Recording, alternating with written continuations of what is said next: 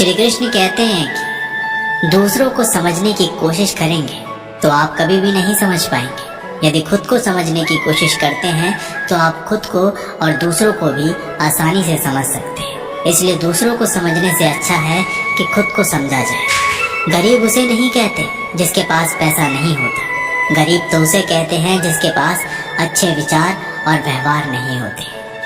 इसलिए अगर आप अमीर बनना चाहते हैं तो आप अपने विचारों और व्यवहारों पर ध्यान दें। आपको ये सोचकर दुखी नहीं होना चाहिए कि आप अकेले हैं, क्योंकि जब आप पैदा हो रहे थे तो आपको ये नहीं पता था कि दुनिया वीरान है या लोगों से भरा पड़ा है।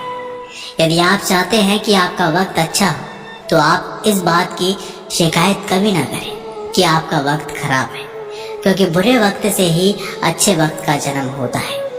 आपको ये सोचकर निराश नहीं होना चाहिए कि कोई आपको त्याग देगा, बल्कि आपको पूरी लगन के साथ अपने सपनों को हासिल करने में लगे रहना चाहिए, क्योंकि जिस दिन आप ऊंचाई तक पहुंच जाएंगे लोग आपको देखकर पछताएंगे। श्री कृष्ण कहते हैं कि जब कोई आपकी प्रशंसा करे तो आप खुश होने के साथ साथ और बेहतर प्रदर्शन करने के लिए तैयार रहें, वरना जो आज प्रशंसा कर रहे हैं वो ही कल आपकी बुराई करने के लिए तैयार रहेंगे। जो हार जाते हैं वो हमेशा एक के बाद एक दूसरा नया काम करने के लिए तैयार होते हैं। शायद वे ये नहीं जानते कि बार बार नया काम शुरू करने से लोग सफल नहीं होते, बल्कि हर काम को अलग ढंग से करके सफल होते हैं। इस धरती पर हर किसी को अच्छे दिन गिनकर मिले हुए हैं, इसलिए आप अपने मिले हुए अच्छे दिन को जीवन में सफल होने के लिए खर्च करें, ना कि दुखी और निराश होने में।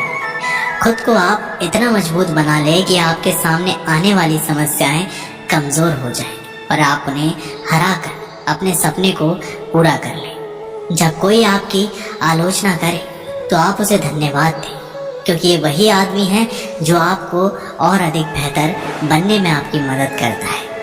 लोग बहुत अधिक काम करने से उतना सफल नहीं हो पाते जितना वे एक काम को अधिक बेहतर ढंग से करने से होते हैं।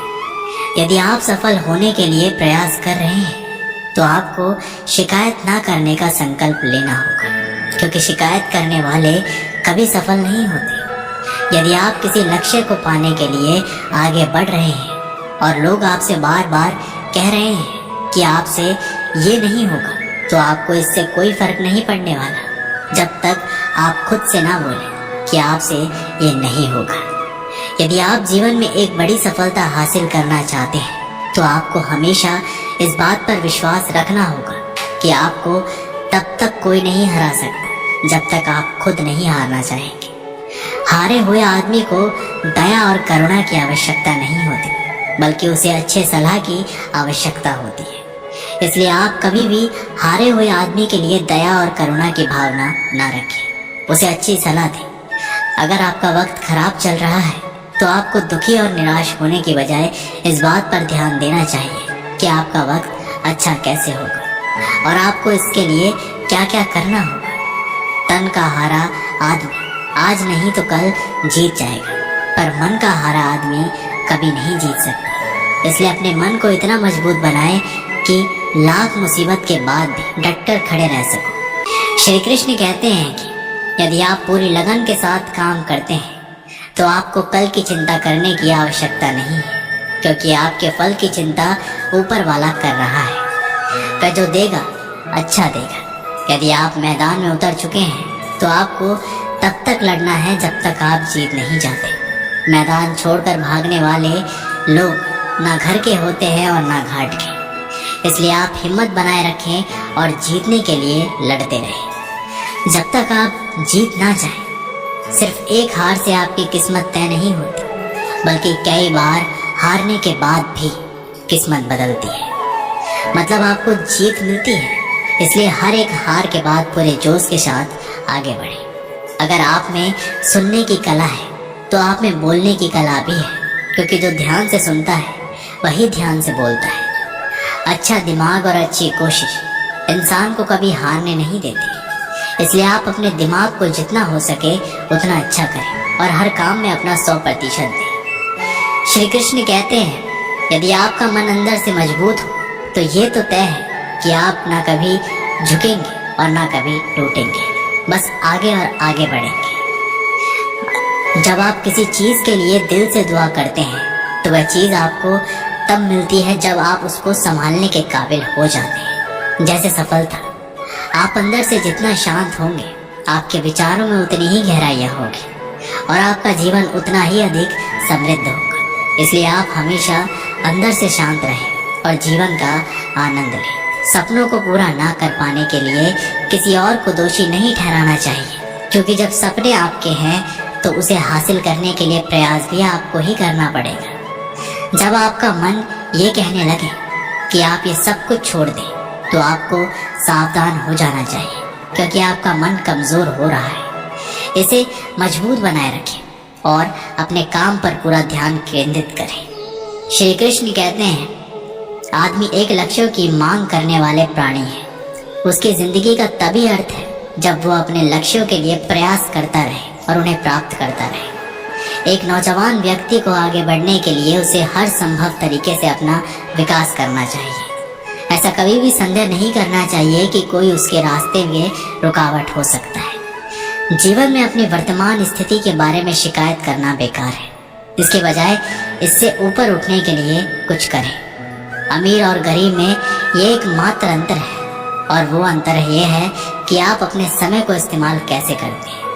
पैसे के लिए काम करके कोई कभी अमीर नहीं बन सकता है। पैसा आपके लिए काम करे, ऐसा हुनर सीखना होगा। सबसे बड़े गर्व की बात कभी ना गिरने में नहीं है, बल्कि हर बार गिर के उठने में है। बनावटी जिंदगी जीने में कभी नीचे ना गिरना वैभव की बात नहीं है, बल्कि जिंदगी में गिरकर भी वापस उठ खड़ा होना वैभव की बात है। क्या कोई कभी ये सोच सकता है कि वह जो चाहता था उसे वो इसलिए नहीं मिला क्योंकि उसके पास प्रतिभा नहीं थी, या शक्ति नहीं थी, या धीरज नहीं था, या फिर प्रतिबद्धता नहीं थी? एक समय की बात है, एक दयालु व्यापारी सुबह सुबह पार्क में टहल रहा था कि अचानक उसकी नजर एक ऐसे आदमी पर पड़ी जो फटेहाल, परेशान और निराश था।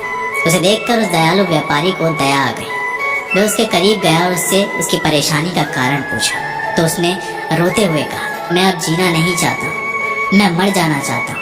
उस दयालु व्यापारी ने दोबारा पूछा, आखिर तुम मरना क्यों चाहते हो? ऐसा क्या हो गया कि तुम जीना नहीं चाहते? उस परेशान आदमी ने जवाब दिया, मेरा सब कुछ बर्बाद हो गया। मेरा व्यापार, मेरा जमा पूंजी और यही नहीं, मेरे सर पर बहुत ज्यादा कर्जा हो गया है। मुझे समझ में नहीं आ रहा है कि मैं क्या करूं। सारे रास्ते बंद हो गए। अब मेरा मर जाना ही अच्छा होगा।